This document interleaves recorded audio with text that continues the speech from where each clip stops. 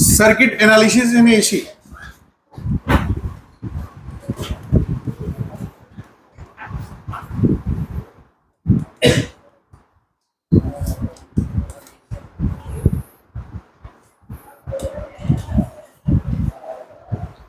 ठीक है,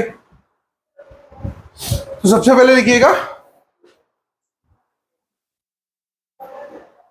for register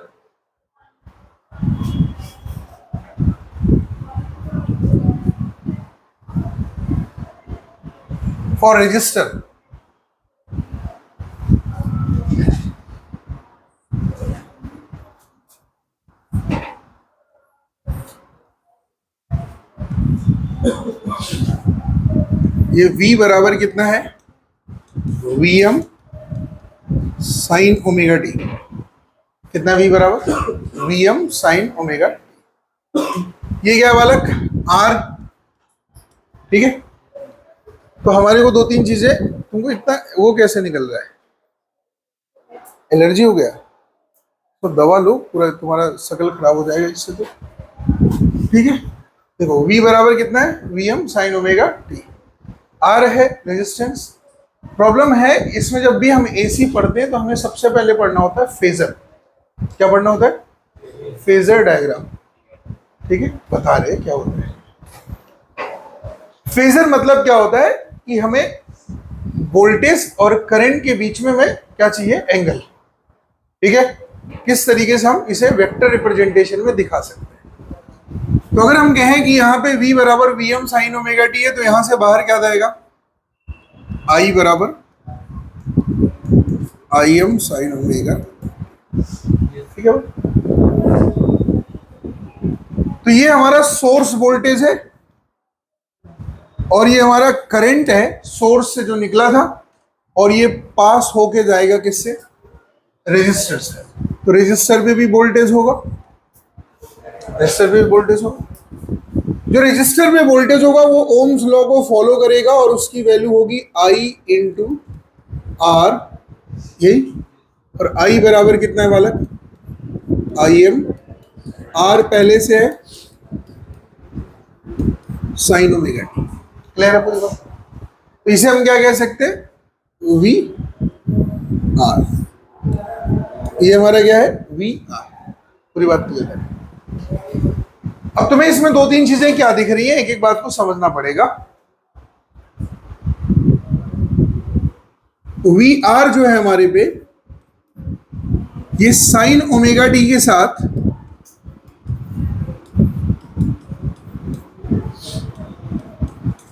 कितना एंगल रखता है, 0। और आई आर हमारा क्या रखता है, I am sine omega T plus.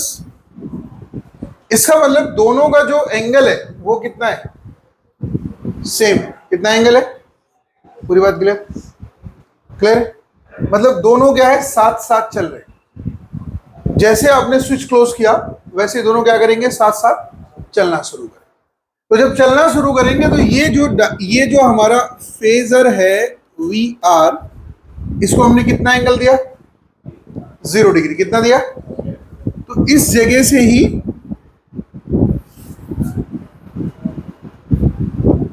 I R भी गुजरेगा और दोनों के गुजरने का जो एंगल होगा वो कितना होगा, 0। इसे कहते हैं phasor diagram of the AC circuit.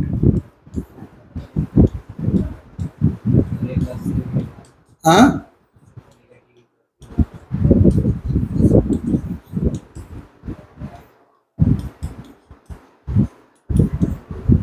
For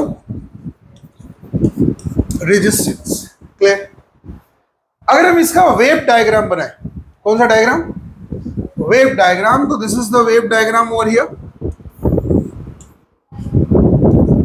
ये हमारा आई है, ये हमारा टाइम है, यहीं पे हमारा वी है और वहीं पे हमारा टाइम है। तो यहां पे टी बराबर कितना है, यहां टी बराबर कितना है, पाई बाई। यहां पे टी बराबर कितना है,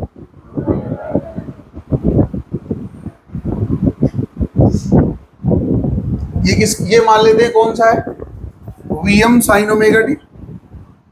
ये कितना है भाई, वी आर का वैल्यू है यहाँ पे वी एम, और ये एक्सप्रेशन क्या है, वी बराबर V M sine omega T.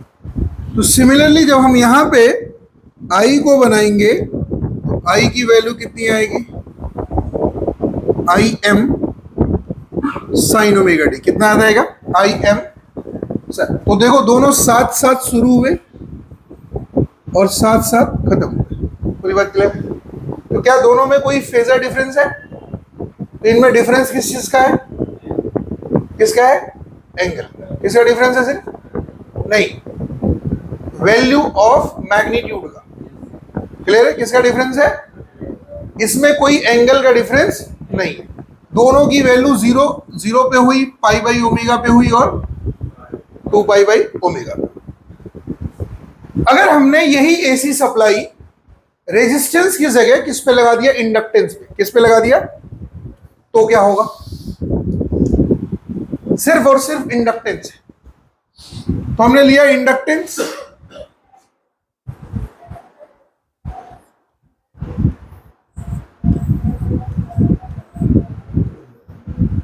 ये कितना भैया, V बराबर वी एम, बोलो, साइन ओमेगा टी। यहां I बराबर कितना है बालक, I am sine omega T.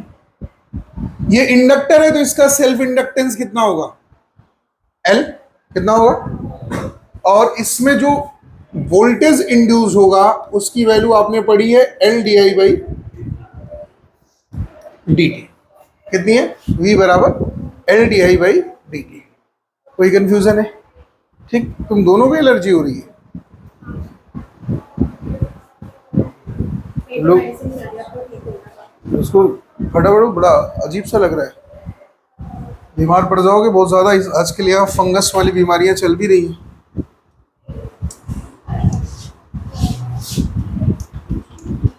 Clear है? सुनना ध्यान से। अब होगा क्या, इंडक्टर में करंट कितना गया, आई बराबर कितना गया भैया, I am sine omega T. तो वी एल बराबर कितना होगा, L D I by D T, यही होगा। जब हमने D I by D T को यहां पे देखने की कोशिश करी तो ये एल है, इसकी जगह कितना होगा, I am sine omega T upon में कितना बालक, यही, यही तो मिल रहा है। मतलब क्या है इसका, आपने वोल्टेज निकाला तो पहले इसमें ये जो टर्म है ये क्या है, क्या है, मैक्सिमम वैल्यू ऑफ करंट। तो यूनिट क्या हुआ इसका, एंपियर। एंपियर में किस यूनिट से मल्टीप्लाई करो कि वोल्ट आ जाएगा, ओम से। तो एंपियर इंटू ओम क्या होगा, वोल्ट हो जाएगा। एंपियर इंटू ओम क्या हो जाएगा, तो ये जो टर्म है ये क्या हुआ, ओम। क्या हुआ, ये हुआ इंडक्टिव रिएक्टेंस, एक्सेल से लिखते हैं इसे, ओमेगा इंटू एल। क्या हुआ ये, ओमेगा इंटू, हियर ओमेगा की वैल्यू जो है वो क्या है, 2 पाई एफ, यही है। पूरी बात क्लियर? और अगर ये डीसी होता तो इस फ्रीक्वेंसी की वैल्यू कितनी हो जाती, 0। डीसी में कितनी हो जाती, 0। डीसी में 0 होते ही एक्सेल बराबर कितना हो जाता, 0। तो इसलिए इंडक्टर जो है डीसी सर्किट पे काम नहीं करता। पूरी बात समझ आई? क्लियर है? क्यों नहीं काम करता, क्योंकि उसकी फ्रीक्वेंसी कितनी है, इसलिए उसका रिएक्टेंस कितना है। तो इसको क्या कहेंगे बालक, इंडक्टिव रिएक्टेंस। हमने इसे रेजिस्टेंस नहीं कहा, हमने इसका नाम दिया रिएक्टेंस।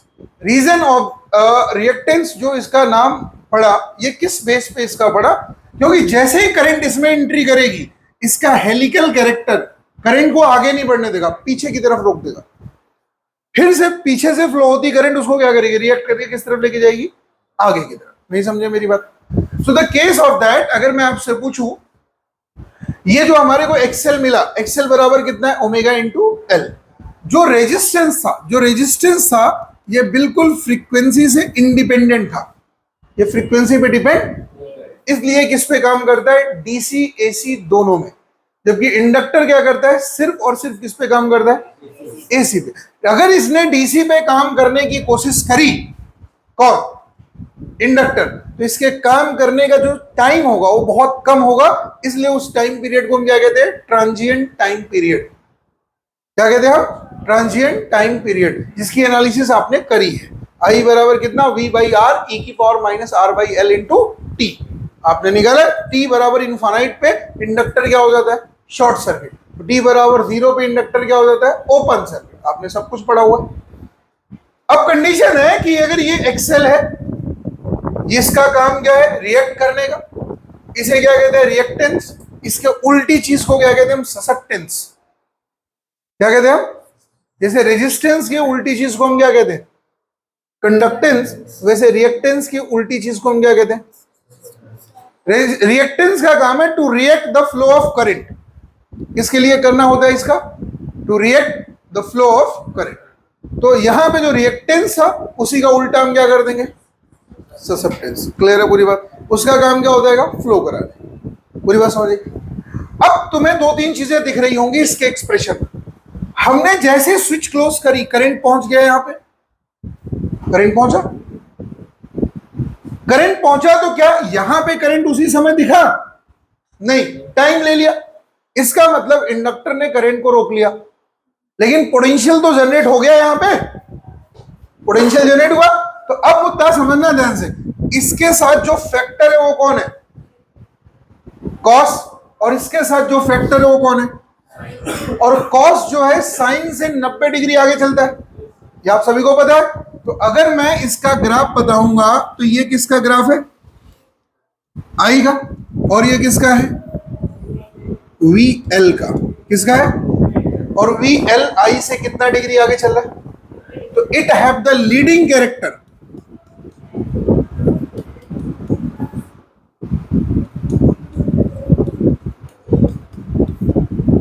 ठीक, और हियर लैगिंग।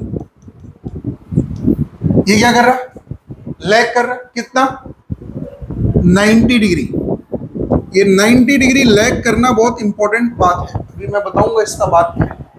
तो अगर आपने इंडक्टर लिया तो इंडक्टर में वोल्टेज क्या करेगा, आगे चलेगा, करंट क्या चलेगा, पीछे। कितना आगे चलेगा, और ये कितना पीछे चलेगा, 90 डिग्री। पूरी बात क्लियर, पूरी बात समझ आई? अब हो क्या रहा है, हमने लिखा एक्सेल बराबर omega into L, and omega की वैल्यू कितनी है, 2 पाई एफ। ये इसका फेजर बना। अगर मैं इसका वेव डायग्राम बनाऊं,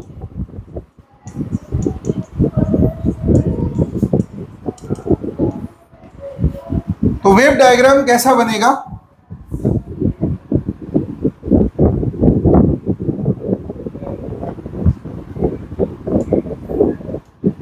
इस पूरे को उठा सकते हैं,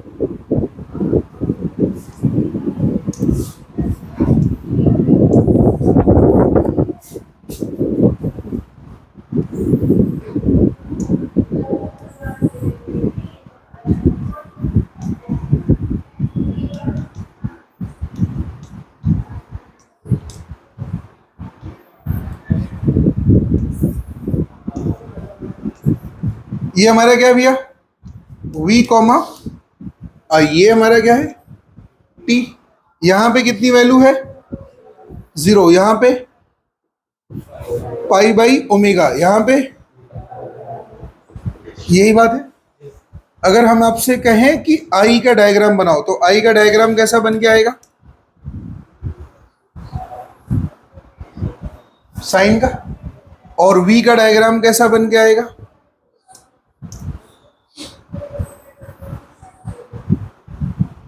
ठीक है, पूरी बात समझ। तो देखो ये 90 डिग्री पहले ही 0 हो जा रहा है, किससे, तो ये हमारा क्या है, VL, और ये क्या हमारा आई। क्लियर है पूरी बात? पूरी बात समझ? दोनों के साथ साथ न रहने का एक बहुत बड़ा प्रॉब्लम है कि इंडक्टर जो है कभी भी पावर को फिजिकली यूज नहीं कर पाएगा। ये जब भी पावर को यूज करेगा तो पावर को दो फॉर्म में यूज करेगा। पहला फॉर्म होगा रिएक्टिव और दूसरा होगा apparent. Reactive power will use for balancing the useful power, otherwise I square R into T करते हुए बहुत देर तक हीट डेवलप होगा और ये पंखा जल जाएगा। बात समझे? तो अभी ये कहानी मैं धीरे धीरे आगे की तरफ ले आ, इतनी बात समझे? ये क्या है उसका वेव डायग्राम, ये क्या है फेजर, ये क्या है उसका एक्सप्रेशन। और यहां से हमें क्या पता चलता है, इस फैक्टर को देख के हमें क्या पता चलता है कि जो इंडक्टर वोल्टेज है वो इंडक्टर की करंट से 90 डिग्री, तो लीड कौन कर रहा, लैग कौन कर रहा। अगर मैं इसे आगे की तरफ लेके जाऊं, ध्यान से सुनिएगा, तो अब हमने किसको डील करा, कैपेसिटर को। किसको लिया साथ में भाई, कैपेसिटर। अभी मैं बहुत सारी चीजें धीरे धीरे ले आ रहा हूं, एक एक पॉइंट समझना है।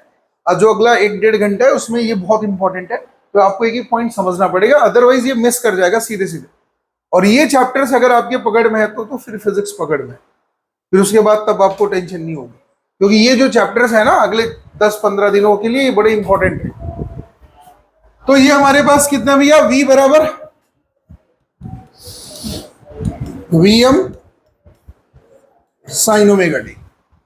और ये क्या है, कैपेसिटर क्या है, और ये क्या भाई, I बराबर, क्लियर है पूरी बात?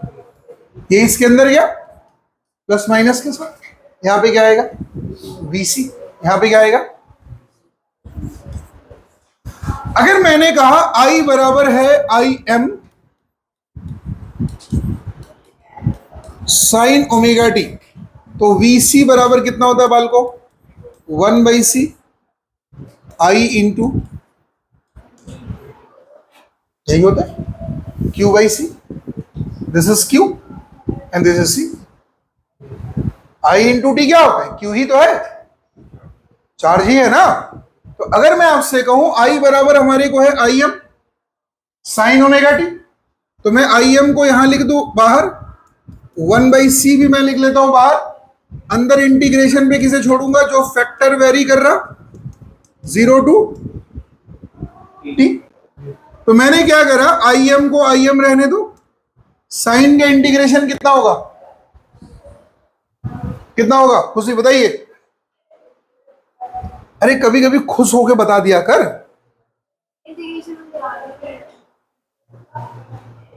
घर का एड्रेस याद है, मेरे को पता चला कहीं इधर उधर बहक गई मजाक मजाक में, और जाके बोले मुझे को तो आज घर याद ही नहीं था।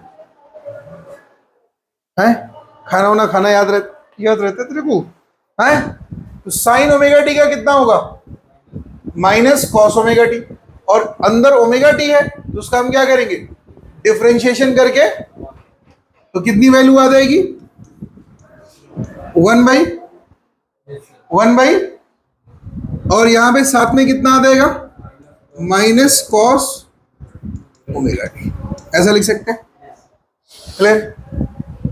अब देखो ध्यान से, ये क्या है मैक्सिमम करंट, और ये एक्सप्रेशन किसका है, वोल्टेज का, किसका है। तो ये जो साथ में चीज है ये क्या हुआ,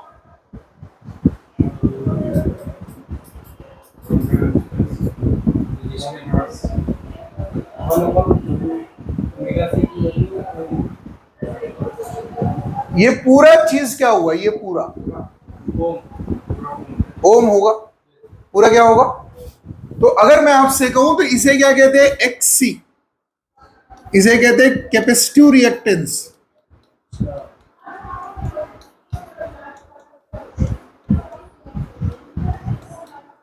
जिसकी वैल्यू कितनी है बालक,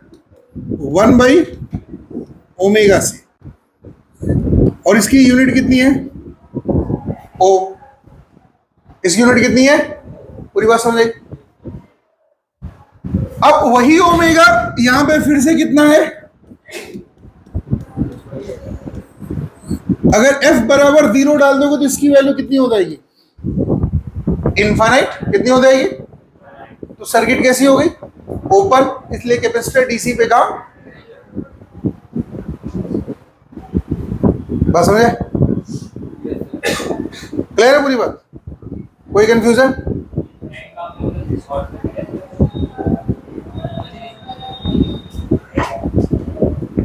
कैपेसिटर डीसी पे काम नहीं करता। वो यहां पे क्या था? शॉर्ट। और ये यहां पे क्या है? ओपन। इंडक्टर यहां पे क्या था? इंडक्टर डीसी के लिए क्या था? शॉर्ट था ना, इनफाइनाइट पे था के। और कैपेसिटर क्या हो रहा है?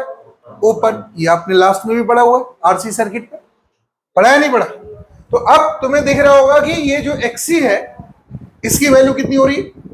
इनफाइनाइट। कब? जब फ्रीक्वेंसी कितनी है? और फ्रीक्वेंसी जीरो कब होगी? डीसी के लिए। एसी में जीरो, इसलिए यहां पे काम इजीली करेगा। यूनिट क्या है? आप फ्रीक्वेंसी बढ़ाएंगे तो रिएक्टेंस क्या होगा? बढ़ाते जाइए, कम होता चला जाएगा। फ्रीक्वेंसी घटाएंगे तो रिएक्टेंस। पूरी बात ना, इसका यूज बड़ा इंपॉर्टेंट है, अभी बड़ा मजा आएगा तुम्हें धीरे धीरे। तो हो क्या रहा है? एक्सी दिया है, एक्सी की वैल्यू कितनी है? ओमेगा सी, 1/ओमेगा सी। क्लियर है? कैपेसिटिव रिएक्टेंस यूनिट क्या है? ओम।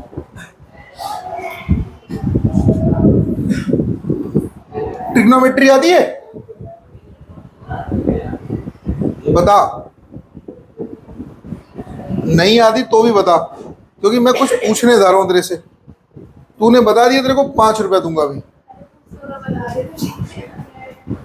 चल मैं तुझे बताता हूँ, साइन माइनस थीटा की वैल्यू कितनी होती है? हाँ, कह रही कल ही पढ़ा था। साइन माइनस थीटा की वैल्यू कितनी होती है?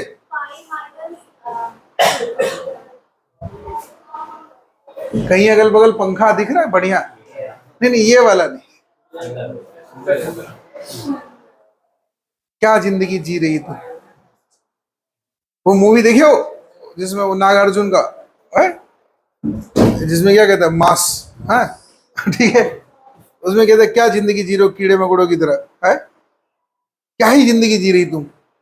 किसी दिन भलसवा के बगल में जो वो नाला है उसी में कूद जाती। नाला तो दिल्ली के हर किनारे पे है, कहीं कूद जाती किसी बढ़िया से नाले को देख के, ठीक है। अब देखो बड़ी जबरदस्त बात है, इधर देखो, नहीं रहती तो रहने की कोशिश करो। कह रही हाँ नाले के बगल में रहेगी। ये क्या है, ये इसके बारे में जान लेते हैं, बड़ी जबरदस्त चीज है। मेरा बात समझना ध्यान से, मैं आपसे एक क्वेश्चन पूछूं, तुम कल गए थे तो सामने से तुम्हारा क्वेश्चन आएगा क्या? हाँ, अब तुम्हारे दिमाग को देखते हुए साइकेट्रिक लोग होते हैं वो तुम्हारे को जज करते हैं। अब 99% लोग बोले कहां, 1% बोले कब? कहीं ना कहीं तो गए थे। बात नहीं समझे?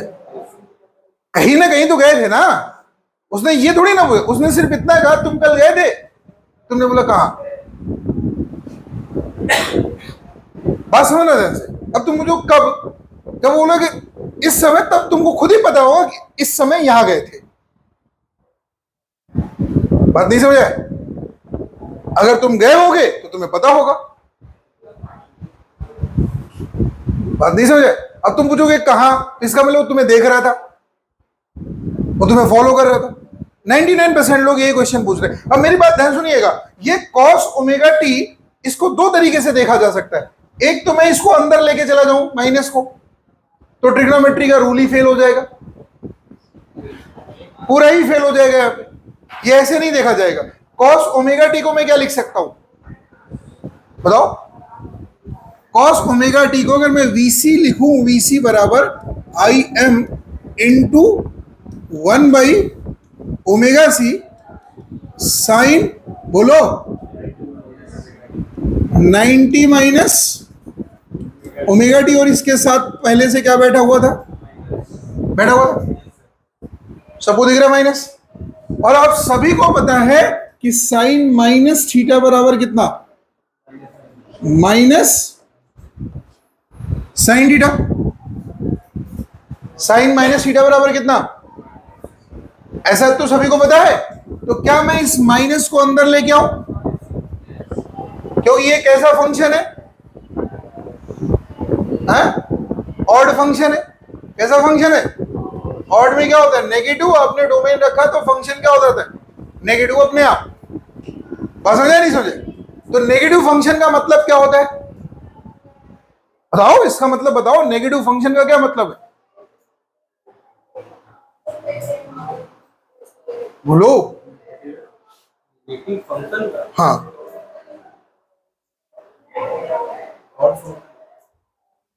चलो, तुमने बोला ऑड फंक्शन। ऑड फंक्शन का फिजिकल अपीयरेंस बताओ क्या होगा? फिजिकल अपीयरेंस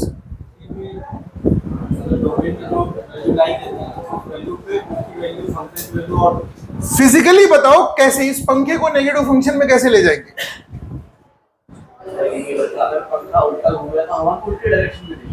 तो भी तो पॉजिटिव ही है, जीरो के आगे ही है।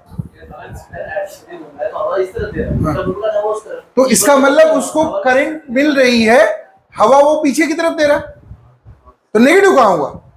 चल तो फिर भी रहा है, टी इक्वल टू जीरो के आगे ही तो है। मैं टी इक्वल टू जीरो से पीछे की बात कर रहा है।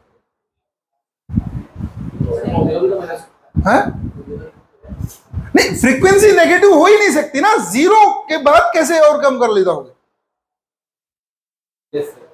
फ्रीक्वेंसी में होता मतलब होता है कि पंखा 50 हर्ट्ज तक चलना चाहिए, जीरो पे ही चलना बंद कर गया, जैसे आपने इस पे डीसी लगाया बंद हो गया। अब नेगेटिव का मतलब क्या हुआ? मैथ्स का टॉपिक है, फिजिक्स का है ही नहीं। फिजिक्स का टॉपिक थोड़ी ना, मैं मैथ्स में पूछ रहा हूं नेगेटिव डोमेन का मतलब क्या है?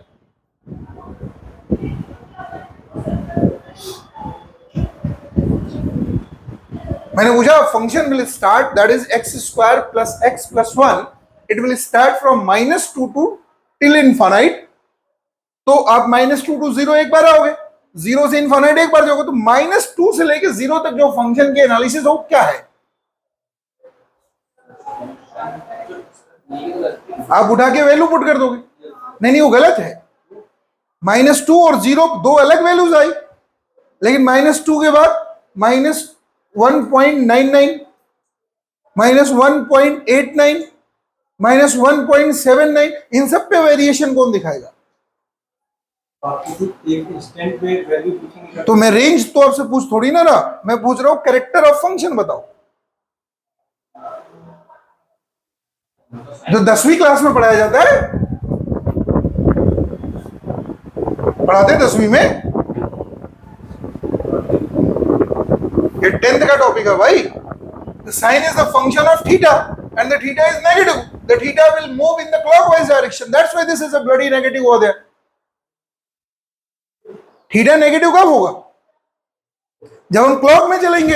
एक ग्राफ है, वो क्लॉक में चल रहा है, 0 के बाद क्लॉक में जाएगा, वैल्यू ऑटोमेटिकली क्वाड्रेंट में नेगेटिव दिखेगी। हाँ, तो क्वाड्रेंट में नेगेटिव दिख तो रही है ना, लेकिन कॉस में ये थीटा नेगेटिव रखने के बावजूद ये नहीं हो रहा। इवन और ऑड का जो फिजिकल अपीयरेंस है वो हर जगह उसमें सोनार कॉन्टैक्ट में लाया जाता है कि प्रीवियस सिग्नल क्या था उसको भी रीड करना है। ब्लैक बॉक्स फ्लाइट के अंदर रिकॉर्डेड जो चीजें सब तो इवन ऑड फंक्शन के जरिए ही हैं। आप किसी चीज का रिकॉर्ड कैसे रखोगे? आप रिमाइंड करते हो, पीछे ले जाते हो, कैसे ले जाते हो? This is the way.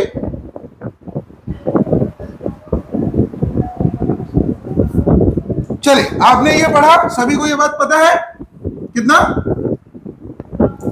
बोलो, कितना? साइन माइनस थीटा बराबर कितना? ये सबको पता है। तो क्या मैं इस माइनस को अंदर लेके जाऊं? जब मैं माइनस को अंदर लेके जाऊंगा तो VC इज इक्वल टू कितना? IM इंटू 1 बाई, बोलो, साइन ओमेगा टी माइनस, पिछले वाले में क्या था? ओमेगा टी प्लस 90 था। VL क्या था? बोलो, IM into omega L cos omega T था, यही था। तो मैं इसे ऐसा लिख दिया, VL बराबर IM into omega L into sine omega T plus 90, ऐसा लिख सकता हूं। तो ये 90 डिग्री क्या था आगे, और ये 90 डिग्री किधर है, इसमें लीड कौन कर रहा है, आई लीड कर रहा है कितना, I am 1 by I am यहां पे कितना है sign omega T plus, clear है पूरी बात। तो ये 0 से 90 डिग्री पीछे है, यहां लीडिंग कैरेक्टर किसकी है, और वहां पे लीडिंग कैरेक्टर किसका था, वहां पहले कौन पहुंचेगा, वोल्टेज, यहां पहले कौन पहुंच रहा है, पूरी बात समझ, क्लियर है, पूरी बात समझ आ रही नहीं समझ आ रही। तो एक्चुअल में क्या हो रहा है, वोल्टेज अपनी शिफ्टिंग कर रहा है, करंट नहीं कर रहा, करंट तो 0 पे ही मौजूद है ना, करंट कहां मौजूद है, और वहां पे करंट कहां मौजूद है 0 पे, करंट जहां था वही है, लेकिन वोल्टेज एक में कहां चला गया पीछे, और एक में वोल्टेज कहां चला गया, और एक में कहां था साथ साथ। तो ये वोल्टेज क्या है, फंक्शन है, और करंट क्या है, वेरिएबल है। करंट क्या है, नहीं समझे, V बराबर I into R, I is on their own place. If I will change the R, R बदला मैंने, R की जगह L डाला, V अपने आप बदल गया। अरे बोलो हाँ है ना, आपने R हटा के सर्किट से उसकी जगह L डाल दिया, उसी सर्किट पे, सर्किट में वोल्टेज का कैरेक्टर ही बदल गया, नहीं समझे। आपने L हटा के C डाला, उस वोल्टेज के कैरेक्टर फिर बदल गया। I तो उसी तरीके से निकलेगा, कहां से, सोर्स से। I के निकलने का जो कैरेक्टर है वो सेम है, वो सोर्स के साथ हमेशा लाइन अप है। लेकिन आपने जैसे जैसे एलिमेंट चेंज किया, इस पंखे के लिए वो अलग कैरेक्टर दे रहा है, उस पंखे के लिए अलग कैरेक्टर दे रहा है, एसी के लिए अलग कैरेक्टर दे रहा है, what you want, what you think, what you will use over there, it will change their character over there, नहीं समझे। आपने कैपेसिटर लिया तो कैपेसिटर के लिए अलग कहानी बनाया, किसने, करंट ने नहीं बनाया, बनाया किसने, वोल्टेज ने। वोल्टेज जो असेसमेंट करता है वो with respect to element and element कर रहा है। आर के लिए आई के साथ पहुंच गया, आई कम है ज्यादा उससे कोई मतलब नहीं, लेकिन एल था तो पहले ही पहुंच गया, और सी था तो बाद में पहुंचा, लेकिन आई उसी समय पहुंचेगा जैसे वो पहुंच रहा था। आई के कैरेक्टर में कोई चेंज नहीं हुआ। बात समझ आई नहीं समझ आई, क्लियर है बात, समझ आया कि नहीं। क्या कह रहा है, आई जिस समय पर हिट कर रहा है सर्किट को, उसकी hit of the time same है। मैंने कहा ये वो जो डेस्टिनेशन है, जब मैंने सी लगाया तो भी तभी पहुंचा, आर लगाया तो भी तभी पहुंचा, और एल लगाया तो भी तभी पहुंचा। बट जब हमने यहां आर लगाया था तो आई के साथ भी पहुंचा था, जब हमने एल लगाया तो आई से पहले भी पहुंचा, बात समझे। जब हमने सी लगाया तो आई से बाद में पहुंचा, और कितना डिग्री बाद में पहुंचा, 90 डिग्री। तो सी के केस में वी पीछे रह गया, सी के केस में वी कहां रह गया, पीछे। एल के केस में वी कहां रह गया, आगे, और आर के केस में साथ साथ। पूरी बात क्लियर है। तो वी का आगे पीछे रह जाना ही हमारे कैरेक्टर को डिफाइन कर रहे हैं यहाँ पे। तो अगर मैं इसे बनाऊंगा तो कैसे बनेगा, ध्यान से देखिएगा।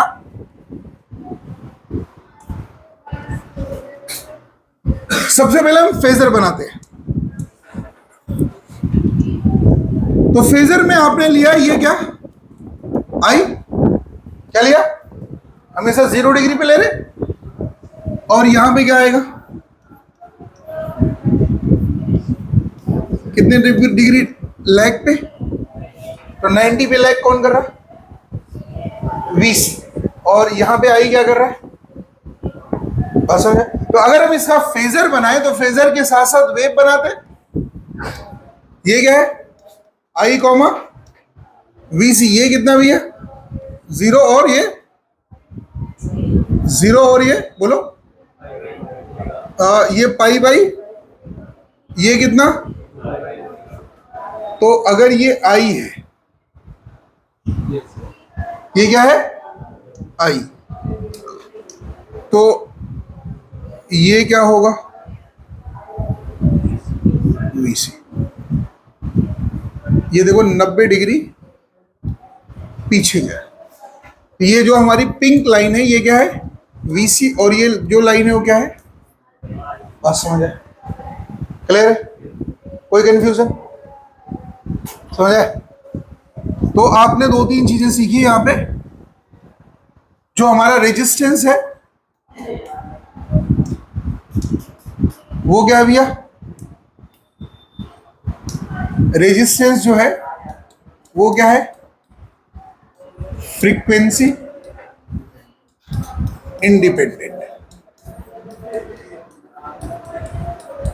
रेजिस्टेंस क्या है? Frequency independent. एक्सेल क्या है? Omega into L. और एक्सेल होने का मतलब क्या हुआ? फ्रीक्वेंसी डिपेंडेंट है।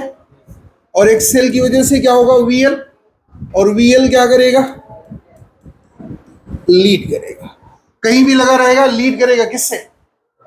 करंट से। XC क्या होगा? ओन बाई, इसकी वजह से क्या होगा? VC। और ये क्या करेगा? हमेशा लैग करेगा। पूरी बात क्लियर? पूरी बात क्लियर? अब सुनिएगा, ये तो हमारा रहा इंडिविजुअल एलिमेंट विद AC। बस अब AC के साथ दो तीन चीजें साथ में आएंगी। अब हमें डील करना है AC में। मैं कॉम्बिनेशन बढ़ाने से पहले मैं दो तीन चीजें, चार चीजें एकदम साफ कर देना चाहता हूं। एक एक पॉइंट क्लियर रखना, जहां पे डाउट है तुरंत पूछ लेना, क्योंकि अदरवाइज मैं आपसे फिर से कह रहा हूं, बड़ी ईमानदारी से कह रहा हूं, एक क्वेश्चन हिला नहीं पाओगे। और ये चैप्टर पूरी मैग्नेट, पूरी जो भी आगे की पीछे की सारी चीजें सारा क्लियर कर देगा, पूरा ही। तुम्हारा KVL KCL जिसका जो छूटा है सारा क्लोज कर देगा। इसलिए ईमानदारी से इसको एक एक पॉइंट मार्क करके पढ़ना, ठीक है? अब सुनिएगा, अभी तक मैंने पावर की बात आपसे नहीं करी, अब मैं आपसे बात करने जा रहा हूं पावर की। पूरी बात समझे? तो पावर कैसे डील किया जाएगा और पावर के साथ होगा क्या क्या चीज। तो पावर जब पढ़ा गया, पावर के लिए आपने पढ़ा है work done by time. Simple सा बात है, यही पढ़ा है। और इसको आपने पढ़ा है V इंटू आई, ये भी पढ़ा है। क्लियर? लेकिन ये है, इस एक्सप्रेशन का मतलब क्या है एक्चुअल में? जब V और I दोनों कैसे हैं? साथ साथ, है ना? V और I कैसे हैं? साथ साथ। लेकिन V I से 90 डिग्री पीछे है, तो दोनों साथ साथ तो नहीं है। I V से 90 डिग्री आगे है, तो भी साथ साथ नहीं। प्रॉब्लम कहां है? प्रॉब्लम जो है, ये सुनिएगा ध्यान से, V और I की चीजें जब हमें डील करनी है, मैंने मान लिया जो ये V है ये I है और ये V है। ये कितना एंगल पीछे ले लिया मैंने? कितना पीछे ले लिया? हो सकता है 5 भी हो किसी केस में, बताएंगे भी किस केस में। समझे? L में तो कितना 90 डिग्री आगे है, C में 90 डिग्री, और R में साथ साथ चल रहे। ये तो बात क्लियर है। लेकिन हो सकता है ऐसा कोई केस आए जहां पे ना तो 90 हो ना तो 0, उसके बीच में कहीं आ गया। अब प्रॉब्लम क्या है? जो प्रॉब्लम है उसके बारे में हमें सोचना है। द प्रॉब्लम इज दैट, अगर मैं आपसे कहूं ये साहब जो है इस तरफ कितना कंपोनेंट रखते हैं, कितना, और इस तरफ कितना रखते हैं,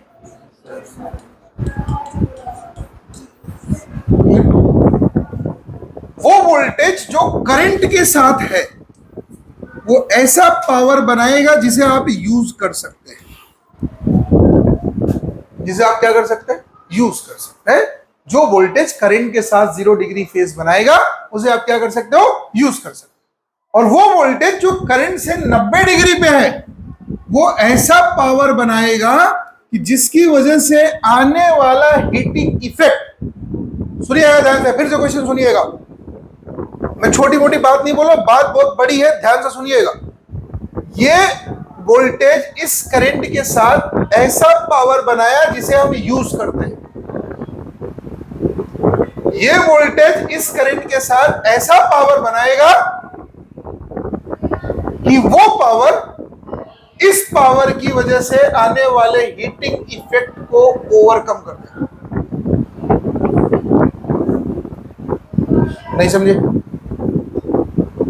जो हीट यहां से डेवलप हुई उसे इसका पावर क्या करेगा,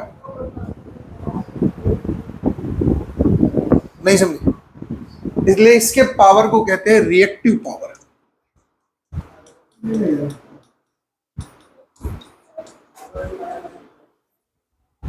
और इसके पावर को कहते हैं एक्टिव पावर।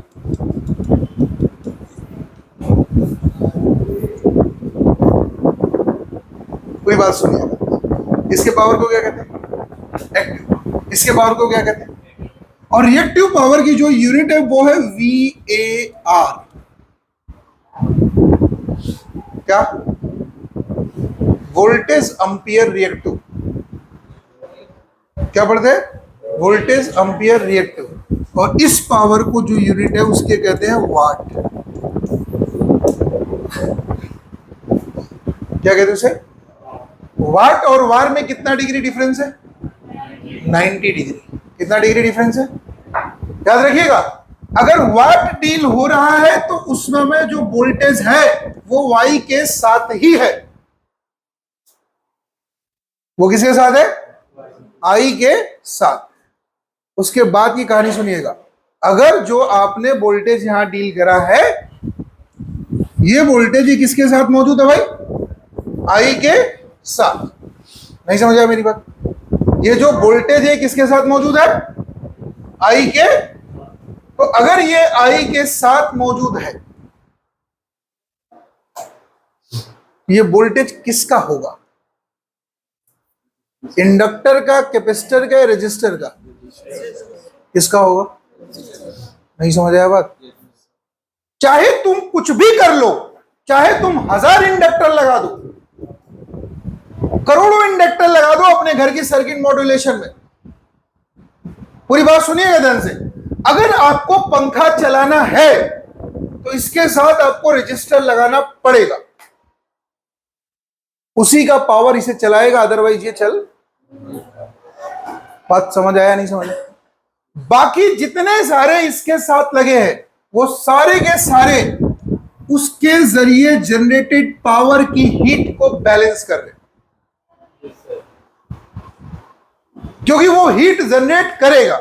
और वो जो हीट जनरेट करेगा वो जैसे जैसे समय गुजरेगा वो उतना ही ज्यादा हीट जनरेट करता चला जाएगा, क्योंकि into T is the heat. नहीं समझे बात? पूरी बात समझ आ रही? पूरी बात सुनिएगा, देखो पूरी पैटर्न है इसके साथ। तो हुआ क्या, जो एक्टिव पावर है वो 0 डिग्री पे है आई के साथ, और जो रिएक्टिव पावर है वो कितने डिग्री पे है? इसे हम लिखते हैं P से और इसे हम लिखते हैं S से। और S की जो एक्सिस है वो कौन सी एक्सिस है? इमेजिनरी। कौन सी है? और जो P की एक्सिस है वो कौन सी है? रियल। कौन सी है? ध्यान सुनिएगा, इसको हम Q से लिख देते हैं, Q से। जो इसकी एक्सिस है वो कैसी है? रियल। और इसकी कौन सी है? So net power that is S, इसे कहते हैं अपरेंट पावर। क्या कहते हैं? जिसकी वैल्यू कितनी होगी? P plus JQ।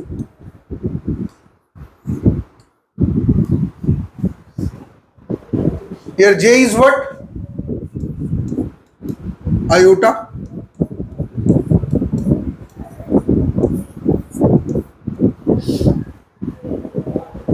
ठीक, इसकी वैल्यू कितनी है?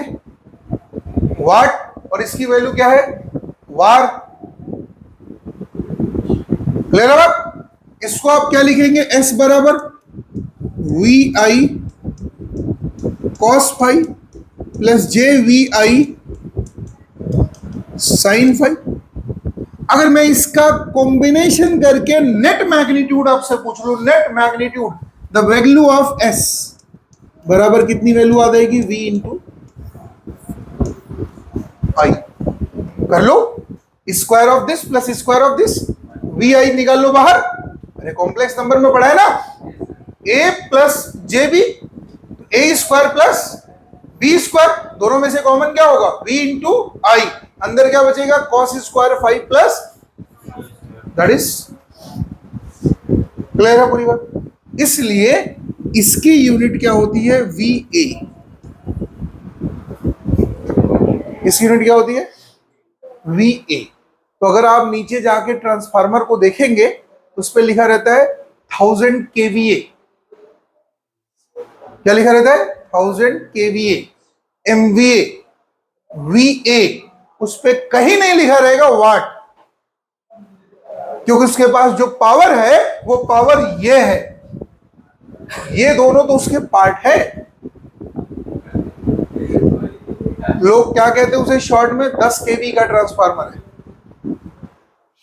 केवी नहीं है वो केवीए है। बस समझे? Kilo volt ampere. एमवीए मतलब मेगा वोल्ट अंपियर। बस समझे? एमवीए का ट्रांसफार्मर बहुत ज्यादा हाई पावर का होता है, वो सब स्टेशन पे यूज करते हैं। ठीक है? नॉर्मल डिस्ट्रीब्यूशन ट्रांसफार्मर जो होते हैं हमारे घरों के आसपास, ये सारे के सारे किसमें यूज होते हैं? केवीए। तो द केवीए इज दिस।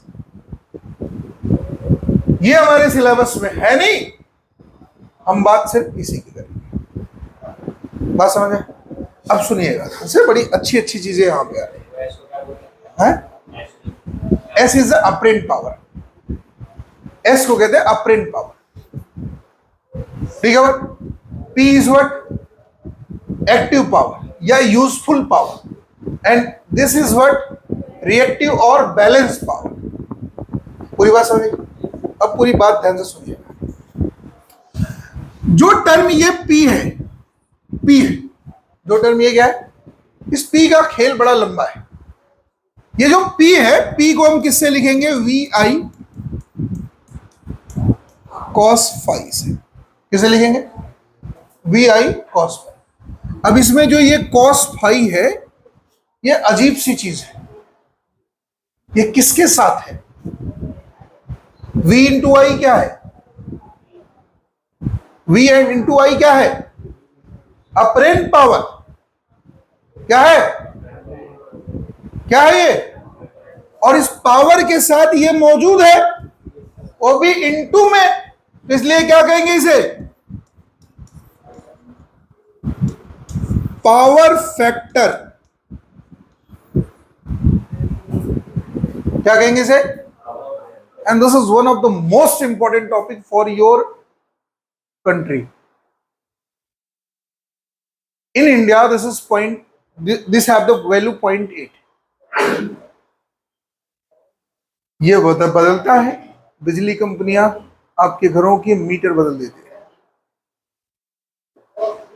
ये बढ़ जाए तो बिजली कंपनी आपके घरों पे पेनाल्टी मार देती है। ये घट जाए तो you are a good consumer for the electricity company. ये जरूरी है, क्योंकि आप ये बदल नहीं सकते। आपको बदलना ही यही है, और ये बदलेगा कैसे? ये डिपेंड क्या करेगा? आप यूज क्या कर रहे हैं। पूरी बात ध्यान सुनिएगा। इस पावर फैक्टर की वैल्यू 1 कब होगी? जब आपने 5 बराबर कितना डाल दिया? 0। तो या तो सर्किट एसी में है तो सिर्फ रजिस्टर है। सुनिएगा ध्यान से, फिर से सुनिएगा क्वेश्चन। मैंने क्या कहा? If the cos 5 will be 1, तो 5 विल बी, और अगर जनरेटर लगा है, अगर क्या लगा है? जनरेटर, तो सर्किट क्या है? एसी। तो उस समय जो सर्किट में एलिमेंट है वो सिर्फ और सिर्फ रजिस्टर है।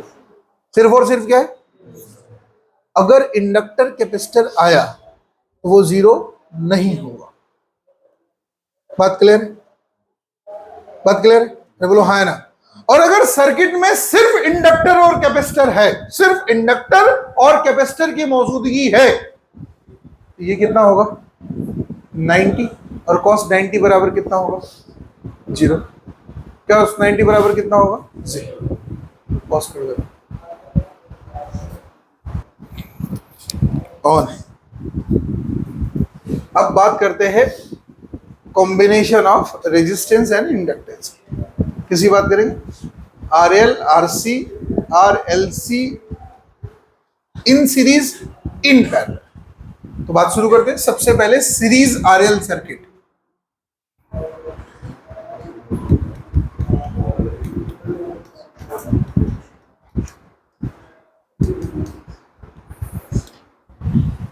कौन सी circuit? Series R L circuit.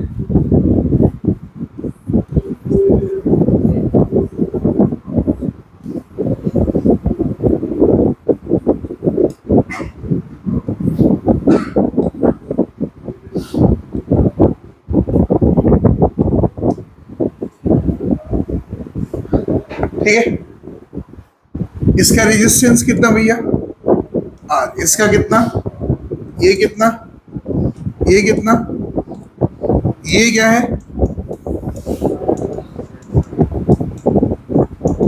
यहां से कौन गया, कितनी वैल्यू है, यहां पे क्या छोड़ेगा, यहां पे क्या छोड़ेगा, पूरी बात समझ आई? दोनों में करंट कितनी है, कितनी करंट है दोनों में, I am sine omega T. अब कुछ दिख रहा है, ये आर है, इसकी यूनिट क्या है, ये क्या है, इसकी यूनिट बताओ कितना है,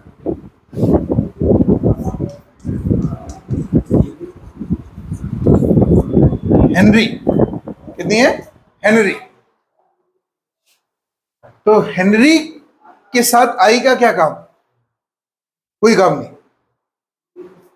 हेनरी के साथ ओम का काम है।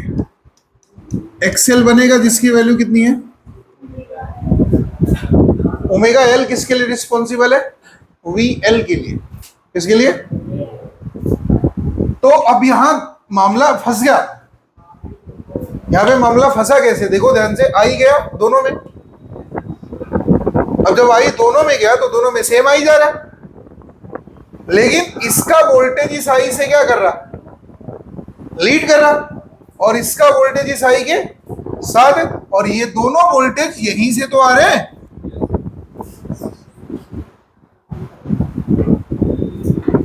नहीं समझे? ये दोनों वोल्टेज यहीं से तो आ रहे हैं। तो बताओ V R plus V L बराबर कितना, यही?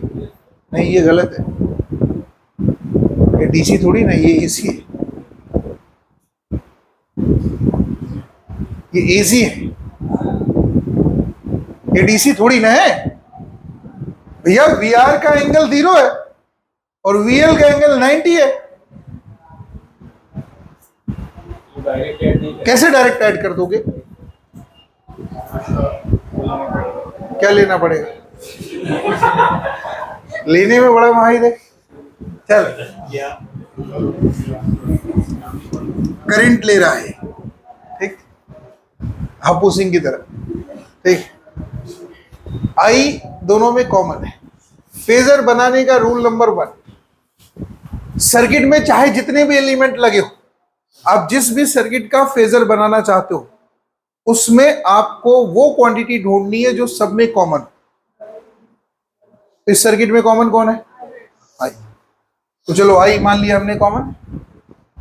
तो अगर ये आई कॉमन है, ठीक है भाई, सबको दिख रहा है आई कॉमन? कैसे कॉमन है आई, दोनों क्या है, कैसे, क्या सेम है, अब एक आर है कि एल है? तो वही मैं पूछ रहा हूं, कैसे आई जा रहा है, दोनों में सेम आई कैसे जा रहा है?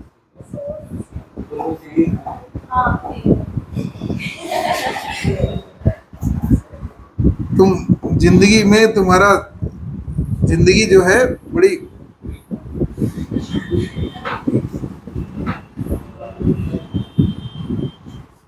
क्या बोल सकते हैं, आई के साथ कौन है? रहना भी चाहिए। आई से आगे कौन है? वीएल।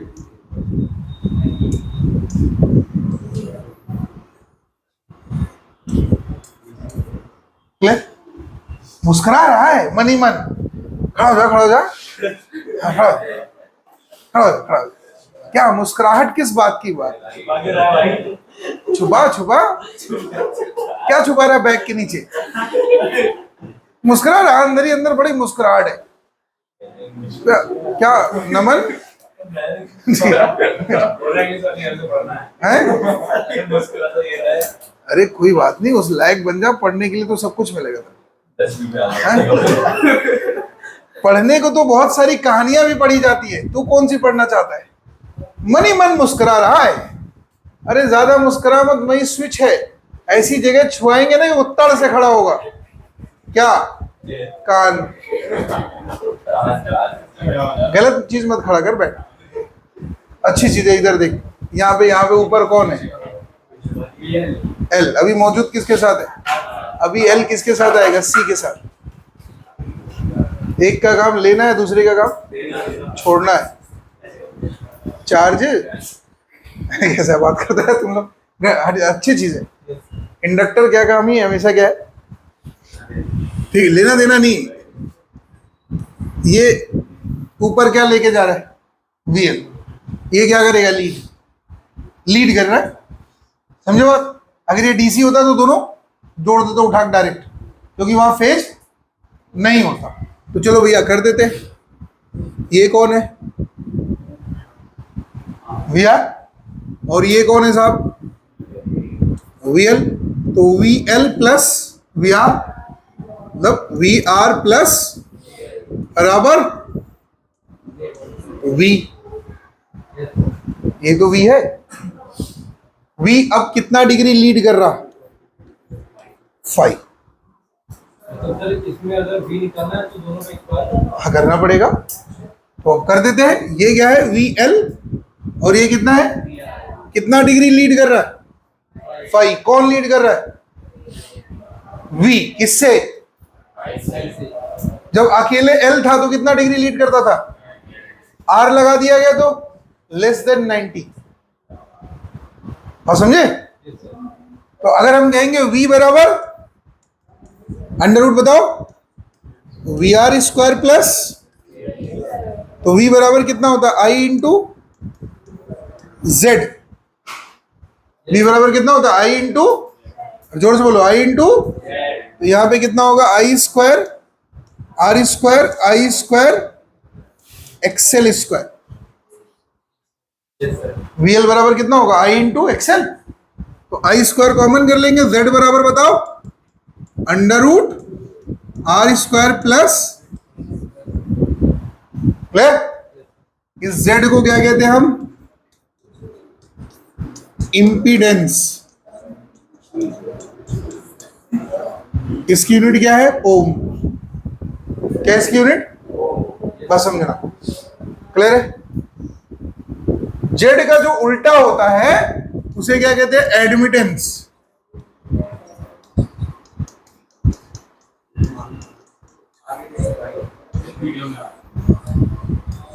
इसकी यूनिट क्या होती है? मोह। मोह, ठीक। और ऊपर वाले की क्या है? ओम। पूरी बात समझे? अब आगे कौन है? वी। पीछे कौन है? आई। कितना पीछे है? 5। तो मुझे बताओ cos 5 बराबर कितना होगा? जल्दी बताओ, cos 5 बराबर कितना होगा? V by V R by V. तो वी आर बाई वी, और वी आर कितना है? I into R. V R कितना है? आई इंटू, और ये कितना? I into Z. तो ये कितना आ जाएगा? आर बाई, पूरी बात क्लियर? पावर कितना है? कौन सा power? Active power V into I into cos five. V बराबर कितना है? I इंटू जेड, यही ना? तो उठा के डालेंगे I into Z into I into R by Z, तो जेड से जेड कैंसिल, तो कितनी वैल्यू हुई? ये पावर यूज होगा, इसका मतलब सर्किट कैसे लगी है? सीरीज। क्लियर है पूरी बात? और ये क्या है? पावर फैक्टर, जिसकी वैल्यू कितनी होती है इन इंडिया? 0.8। ठीक है बात? क्लियर है? लीड कौन कर रहा है? लीड कौन कर रहा है? V, जिसकी वैल्यू कितनी है? I into Z. कोई कंफ्यूजन है? देख लो, हो जाएगा। Z इंपीडेंस है, combination of R and XL है, रिएक्टेंस और रेजिस्टेंस का कॉम्बिनेशन है। होता नहीं इसका फिजिकल सिग्निफिकेंस क्या? जो रिएक्टेंस ऑफर किया गया इंडक्टर के जरिए और जो रेजिस्टेंस ऑफर किया गया रेजिस्टर के जरिए, इन दोनों को आप डायरेक्ट जोड़ नहीं सकते, तो it's a physical significance in vector form. ये वेक्टर हो गया, resultant of reactance and resistance.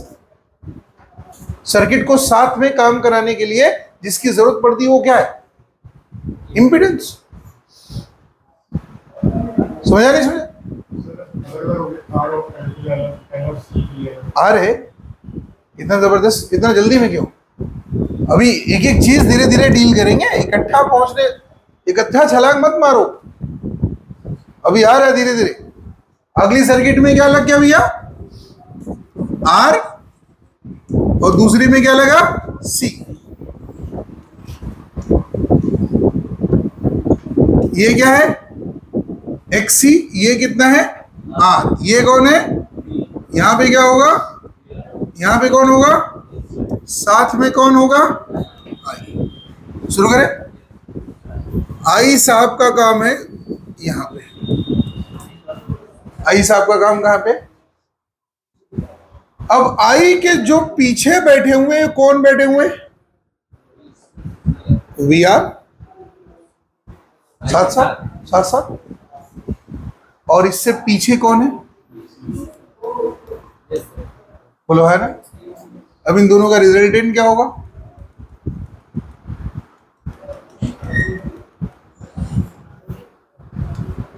We.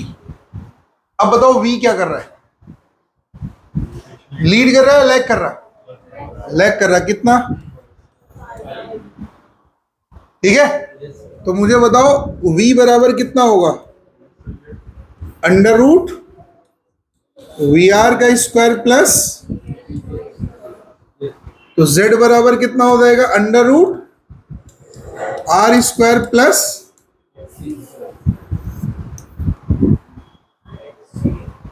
Clear? Clear? Cos five बराबर बताओ? V R by V, again V R by V again. तो बताओ इसकी वैल्यू कितनी होगी? आर बाई जेड फिर से। क्लियर? तो पावर बराबर कितना आएगा? आई स्क्वायर आर फिर से। नहीं समझे? पावर बराबर कितना है? हो जाएगा? कोई कंफ्यूजन? सारी चीजें हो जाएगा। अब आरसी सर्किट में कौन लीड कर रहा था? लीड कर रहा है करंट। और आरएल में? अब सुनिएगा ध्यान से, दोनों सर्किटों को अब ध्यान से कंपेयर करें।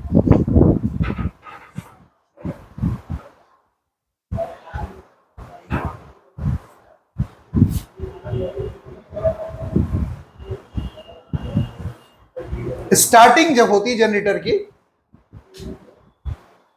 तो फ्रीक्वेंसी क्या रहती है? धीरे धीरे धीरे धीरे चलता है। शुरू होता है जनरेटर, फ्रीक्वेंसी क्या रहती है, कम या ज्यादा? जोर से बोलो, क्या रहती है? कम या ज्यादा? कम रहती है, कम रहती है, सभी को दिख रही?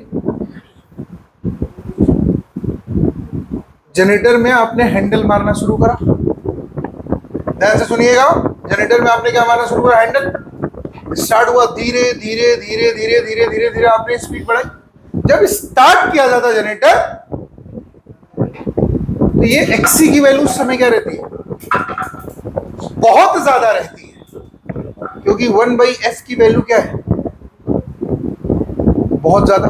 f कम है ना, आपने जनरेटर पे हैंडल मारना शुरू करा, एक्सी की वैल्यू घटनी शुरू हुई, एक्सी घटा एक्सएल, जैसे दोनों एक दूसरे को बैलेंस करते हैं, जाके वहां पे क्या होता है? Coupling start.